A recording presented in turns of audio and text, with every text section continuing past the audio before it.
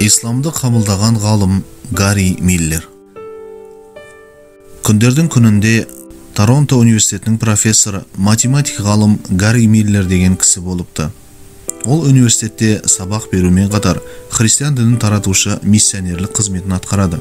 1977 жылы Гарри Миллер әдеттегідей діни лекция жүргізу үшін бұл жолы ислам діні туралы оқуды қолға алады. Ол қасиетті Құран кәрімді алып, одан қандай да қателік тауып, жергілікті мұсылмандарға ұстанған діндерінің теріс екенін көрсетіп, бұған қоса христиан діні ақиқат екенін айқындау мақсатында Құранды оқи бастайды. Оның ойынша Құран мазмұнында 14 ғасыр бұрын шөл далада өмір сүрген араб тайпалардың өмір салты, дәстүрлері туралы айтылады деп пайымдайды. Бұнымен қатар ол Құранда Хадиша анамыздың өмірден өткені немесе Мұхаммед саллаллаху алейхи уассалам пайғамбардың бала шағасының дүниеге салғаны туралы және осы секілді басқа да оның басына өткен жағдайлар туралы ақпараттарды кезіктіремін деп ойлайды. Алайда ғалым Құранға зер салып, біраз көз жүгіртіп оқығаннан кейін, онда ол ойлаған мәліметтерден бөлек адам өміріне қатысты көптеген жаңа тың мәліметтердің барын біліп, қатты таң қалады. Бұған қоса Құранда Мәриямға қатысты толықтай сүренің барын біліп, оған деген жаратқан Жаббардың құрметі зор болғанына көз жетеді. Осыған байланысты ғалым Иса пайғамбардың анасы Мәриямға деген мұндай құрмет Інжіл кітабында болмай, Құраннан табылғанына қатты таңырқайды. Сонымен қатар Құран кәрім Мұхаммед саллаллаху алейхи уассалам пайғамбарға түсе тұра, онда Айша, Хадиша секілді бірде-бір сүренің болмауы, тіпті онда олардың аты да аталмауы ғалымды біршама ойландырып қояды.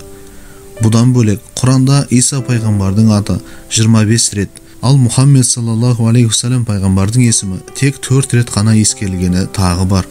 Соған қарамастан ғалым бұндай мәліметтер кездейсоқ шығар деген оймен, қателік табамын деген ниетпен Құранды қайта оқуды жалғастыра береді. Сонда оның көзі Ниса сүресіндегі мына аятқа түседі. Олар Құран туралы ой жүгіртпей ме? Егер ол Аллахтан емес, өзгеден түскен болса, онда міндетті түрде оның мазмұнында көптеген қайшылықтар табылар еді. Мұны оқыған ғалым жер бетінде әлдебіреу кітап жазып, оның ішінде бірде-бір қате жоқ деп толық сеніммен айта алатын ешбір адам жоқ. Ал Құран болса, керісінше барлық адамдар жиналып, оның мазмұнынан қателік іздесе де, ешқашан таба алмайтынын ашық баяндайды дейді. Сонымен қатар ғалым Әнбия сүресіндегі мына аятқа терең ой жүгіртеді.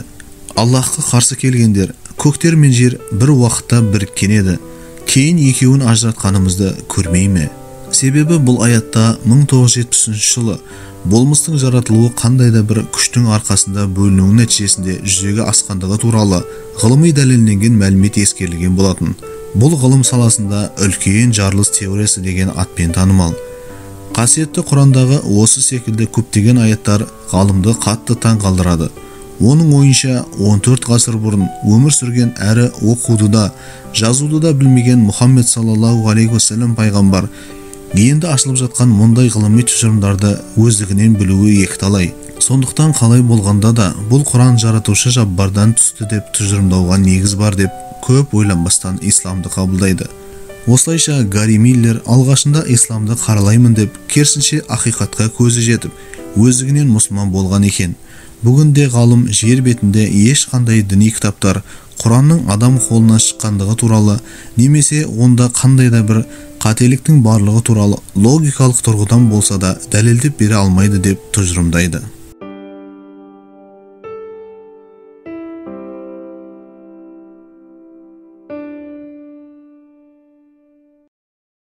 Абдул-Малик әл-Асмаи. Күндердің күнінде Басра қаласында жасы 20-ға толмаған Абдул-Малик әл-Асмаи деген жігіт болыпты. Ол өте кедей тұратын, күнделікті уақыттың барлығын білім алумен өткізуді жақсы көретін. Оның үйінің жанында көкөніс сататын көршісі тұрады. Абдул-Малик күнде сабаққа барар жолда әлгі көрші одан қайда баратынын сұрайды.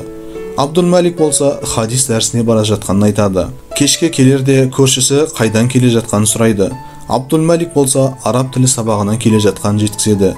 Дәл осылай күнде жалғасады. Содан бір күні көршісі Абдул-Маликті тоқтатып, «Ей балам, мен саған бір ақылымды айтайын. Сен күнде дәріске барасың, уақытыңның барлығын сол білім ізденумен өткізесің. Қара да тұр, Білім алудан басқа жол іздестірмесең, оқыған дүниелерің саған келешекте ештеңе бермейді. Сондықтан оқуды қойып, жұмыс жасау керек. Өзіңнің жағдайың болса мәз емес, оқудан гөрі ақша табудың қамын жасамайсың ба? Деп мысқылдап ақыл кеңесін айтады. Абдул-Малик болса, мен тек қана діни білім емес, сондай-ақ дүниелік, тіл, әдебиет секілді басқа да білімдерді оқимын. Өзім осы жолды қатты жақсы көремін. Мен үшін алаңдамаңыз. Жаратқан өмір берсе, болашақта сүргесін көреміз дейді. Көршісі сөзін жалғастырып, егер сен маған оқып жатқан кітаптарының барлығын берер болсаң, оның ақысы ретінде 1 килограмм сәбіз де бермес едім дейді. Мұны естіген Абдул-Малик үнсіз ғана дәрісіне кете береді. Осындай көршісінің әңгімесінен кейін ол, оның көзіне қайтадан түспес үшін дәріске таңертең ерте барып, кешкісін кеш қайтуды әдетке айналдырады. Арада бірнеше күндер өтіп, Абдул-Маликтің жағдайы төмендей түседі. Ол ішіп-жемге ақшасы қалмағасын, үйіндегі бар дүниесін сатады. Содан бір күні үйіне бір кісі келіп, мен Басра қаласының басшысынан келдім. Ол сені кездесуге шақырады. Алайда, мұна үстіңдегі жыртық киімің жарамас. Мұна ақшаны ал да жақсы киім сатып ал. Сосын сарайға кел дейді. Абдул-Малик ақшаны алып, әдемі киініп, қала басшысының алдына барады. Сөйтсе қала басшысы оны сыртынан танып, жақсы жігіт екенін білетін айтады. Мен сен туралы жақсы сөздер естігенмін. Білімге деген құштарлығың да зор. Мен сені шақыруымның себебі, жуырда Харун Рашид патша өзінің ұлдарына тәрбиеші іздеп жатқандығы туралы хабар берді. Менің таңдауым бірден саған түсті. Ендеше Бағдат қаласына барып, патшаның алдына кір. Мүмкін бұл сен үшін қайырлы шығар дейді қала басшысы. Абдул-Малик қуана келісіп, көп ұзамай Бағдатқа барады. Харун Рашид оны бірден ұнатады. Осылайша патша оған жоғары жалақы тағайындап, жеке қызметтік баспана береді. Жылдар өтіп, Абдул-Малик патшаның ұлдарына тілді, әдебиетті оқытып, Құран жаттатады. Оның үстіне қызметінің ақысы ретінде біраз қаражат жинап, сосын Бағдаттан өзіне жақсы жеке үй сатып алады. Патшаның ұлдары ер жетіп, Абдул-Малик міндетін сәтті аяқтағаннан кейін, Харун Рашид оны алдына шақырып, қандай да бір қажеттілігі немесе тілегі барын сұрайды. Сонда Абдул-Малик сөз алып, «Уа мұсылмандардың әміршісі, менің бір өтінішім бар. Қаладағы жағдай жоқ кедей жандарды 3 күн бойы үйге шақырып, оларға қарайлассам деймін. Шама шарқым келгенше оларға көмек бергім келеді. Себебі мен жоқтықтың, таршылықтың азабын көріп өскендердің бірімін» дейді. Патша қуана келісіп, қаладағы кедей-кепшіктерге оның үйіне баруға бұйрық береді. Содан Абдул-Маликтің үйіне жағдайы төмен адамдар келе бастайды. Оларды мейлінше тамақтандырып, қажеттіліктерін орындап беріп отырады. 3-ші күні Абдул-Маликтің жанына ұсқынсыз киім киген бір кісі келіп, «Мені таныдың ба, ей Абдул-Малик» дейді. Сонда ол, «Әрине таныдым, сіз менің бұрынғы көршімсіз ғой. Бағдатқа қош келдіңіз» дейді жылы лебізбен. Сосын Абдул-Малик сөзін жалғастырып, «Көрдіңіз бе? Кезінде сіз маған кітаптарыңды таста деп едіңіз. Мен керісінше соларды оқып, ондағы білімді жүрегіме қондырып, білім жолынан таймадым. Сосын оны шамам келгенше өзгеге үйретумен болдым. Расында жаратқан Жаббар Құран кәрімде Аллах тағала иман келтіргендердің және білім жолына түскендердің дәрежесін көтереді деген. Мұны естіген әлгі көрші, Аллах тағала рас айтады, және сен соны өз ісіңмен дәлелдедің. Мені енді өзіңе қызметкер етіп алшы дейді өтініп. Абдул-Малик оны бақшасын қарап баптайтын бағбан ретінде жұмысқа алады. Шын мәнінде Абдул-Малик әл-Асмаи өте зерек болатын. Ол оқыған білімді тез жаттап алатын ерекше қасиетке еді. Тілге өте шешен, өлең жазғанды қатты ұнататын. Бағдаттың лауазымды адамдары оның өлең тыңдағанды қатты жақсы көретін. Кейбір ғалымдар оның жеткізген ілімі өте сенімді деп баға берген екен.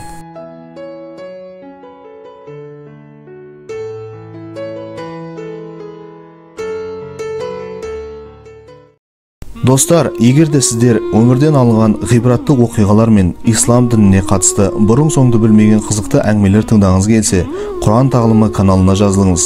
Сондай-ақ әрдайым төменгі жаққа пікір қалдырып, лайк басып, достарыңызбен бөлісіңіз.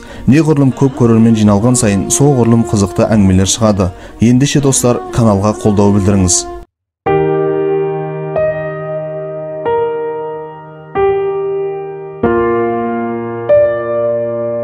Күндердің күнінде Сүлеймен ибн Абдул-Малик деген мұсылмандардың әміршісі болыпты. Ол күнделікті 5 уақыт намазды үзбей оқитын. Сол үшін ол әр намаздың уақыты кіргенде есіне түсіру үшін арнайы азаншыны жұмысқа алады. Азаншы болса халықтың арасында тақуалығымен танылған кісі еді. Оның мұндай қасиеті Сүлейменге қатты ұнайды. Мұсылмандардың әміршісі Сүлейменнің көрікті әрі бойжеткен қызы бар еді. Оның сұлулығына жергілікті ер адамдардың барлығы тамсанатын. Содан бір күні Сүлейменнің қызы сарайдың ішінде әсемденіп жүреді. Оны көрген азаншының кенет ойы бұзылып, қызға ұзақ қарай бастайды. Сол уақытта ол іштей тәубесіне келіп, жаратқан Жаббардан ұялып, көзін дереу басқа жаққа бұрады. قل للمؤمنين يغضوا من أبصارهم ويحفظوا فروجهم ذلك أزكى لهم إن الله خبير بما يصنعون وقل للمؤمنات يغضضن من أبصارهن ويحفظن فروجهن ولا يبدين زينتهن إلا ما ظهر منها وليضربن بخمرهن على جيوبهن. Азаншының ұзақ қарағанын байқаған қыз қатты ыңғайсызданып қалады. Сосын оның қандай да жаман ниеті бар деген оймен дереу әкесі Сүлейменге мән-жайды барып айтып береді. Сүлеймен болса өте қызғаншақ адам еді. Ол қызының айтқанын естігеннен кейін қатты ашуланады. Тіпті азаншының басын кесуге бұйрық бергісі келіп кеткендей еді. Алайда алдымен азаншының ішкі мақсатын анықтап, ақиқатқа көз жеткізу маңызды еді. Оның үстіне ол азаншының халықтың арасында тақуалығымен танылғаннан кейін мұндай әрекетке баруына толықтай сене де бермейді. Біршама ашуын басып, Сүлеймен азаншыны сынамақшы болады. Сосын ол қызына былай деп бұйырады: сен ертең барынша әсемденіп жақсы киімдеріңді ки. Содан кейін азаншыға барып былай де: сен кеше маған ұзақ қарағаныңды байқадым. Маған ойың бар сияқты. Жасыратын жоқ. Менің де саған ойым бар. Өзіңді сырттай байқап ұнатып жүрген жайым бар. Егер маған деген қандай да ойың болса, сезімің болса, қысылмай айта бер. Мен енді алдыңа келіп тұрмын. Қалауыңды жасай бер. Ертесіне қыз барынша әсемденіп азаншының алдына барып, әкесі айтқан сөздерді жайып салады. Мұны естіген азаншы қолын аспанға көтеріп: "Уа Раббым, өзіңнің көркемдігінен асқан көркемдік жоқ. Мені тек өзіңе ғана ғашық қыл" деп қолын түсіріп қызға қарап: "Келген жеріңе қайта кете беруіңе болады. Мен мұндай шайтанның айласына оңай алданатын жан емеспін" деп ешқандай сезімге берілместен қызды шығарып салады. Қыз болса ыңғайсызданған күйде үйіне қайтады. Ертесіне мән-жайды әкесіне айтып береді. Сүлеймен көп күттірмей азаншыны алдына шақырып оған былай дейді: "Расында мен өз қызымды саған тұрмысқа бергім келеді. Оның үстіне қосымша 5000 дирхам беремін. Бұған не дейсің?" Сонда азаншы: "Уа мұсылмандардың әміршісі, сіздің қызыңыздың көрікті екеніне сөзім жоқ. Алайда мен өткенде оған көзім түскен еді. Сол сәтте өзімді тез жиып, жаратқанға бұдан бұлай сіздің қызыңызға деген ойымды әрі сезімді мүлде көрсетпеймін деп уәде бергенім бар. Мен енді ол уәдемді бұза алмаймын. Маған ренжи көрмеңіз" дейді. Сүлеймен оның қанша келісімін алуға тырысқанмен нәтижеге қол жеткізе алмайды. Азаншы Аллахқа берген уәдесінде қалады. Бұдан кейін Сүлеймен қарамағындағы сарай қызметшілерін шақырып, болған мән-жайды баяндап былай дейді: "Расында мен сол кезде ақиқатқа көз жеткізбей әрекет жасағанымда азаншының басын кесер едім. Алайда оның дінге берік әрі тақуа екендігіне тағы бір көзім жетті. Ендеше барлығыңды одан үлгі алуға кеңес беремін. Өйткені ол шын мәнінде шайтанды жеңген нағыз мұсылман." Осылайша Сүлейменнің азаншыға деген көзқарасы одан әрі жақындай түседі. Ол күнде оның 5 уақыт намазда шақырған әсем азаннан рахат алатын және жүрген жерінде оның тақуалығы туралы ұдайы айтып жүруді әдетке айналдырған екен.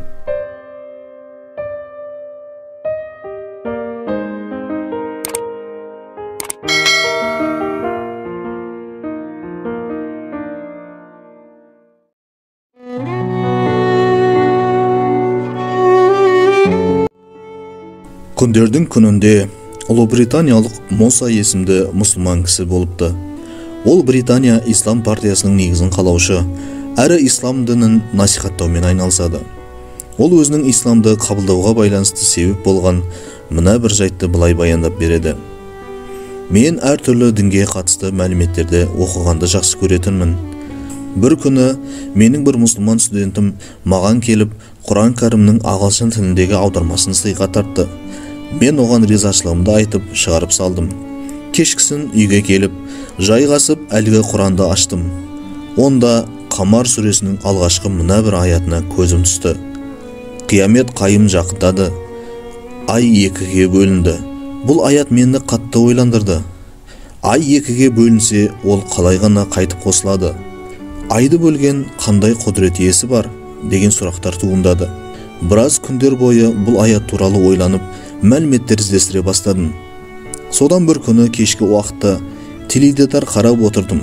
Кенет экран бетінде жүргізуші 3 ғалымның басын қосып, арнайы бағдарлама жүргізіп жатты. Бағдарламада Америка Құрама Штаты айға ұшып, онда туларын тіккендігі туралы сұхбат жүріп жатты. Сонда жүргізуші ғалымдарға қарап, айға барамын деп қыруар қаражаттың кеткені белгілі. Одан да сол қаражатты мұқтаж жандарға бөлсе қайтер еді, есесіне халықтың жағдайы жақсарып қалар еді дейді. Сонда ғалымның бірі, бұл жобаға қаражат бекер жұмсалған жоқ. Біз айға барып заманауи техниканы сынадық. Оның үстіне айдың жағдайын біліп қайттық. Бұл алдағы уақытта жаңа ғылыми ашылымдарға алып келері сөзсіз дейді. Жүргізуші дегеннен қайтпай, мен бәрібір мұны түсіне алмаймын. Бір туды тігу үшін миллиард қаражатты жұмсау артық деп санаймын дейді.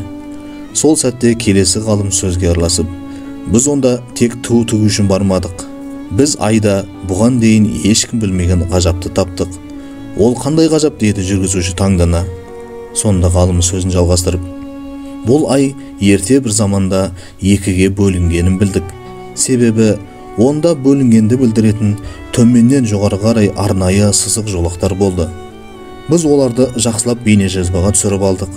Жерге қайтып келген бойда біз бұл мәселені түбегейлі анықтау үшін геология, астрономия сынды ғалымдармен арнайы зерттедік. Нәтижесінде ерте бір заманда айдың екіге бөлінгеніне ғылыми тұрғыда көзіміз жетті дейді. Мұны көріп отырған Мұса кенет орнынан атып тұрып, демек Құрандағы айға қатысты айтылған аят шындыққа ұласты. Құран ол жаратушы құдіреттен келген ақиқат кітап екен.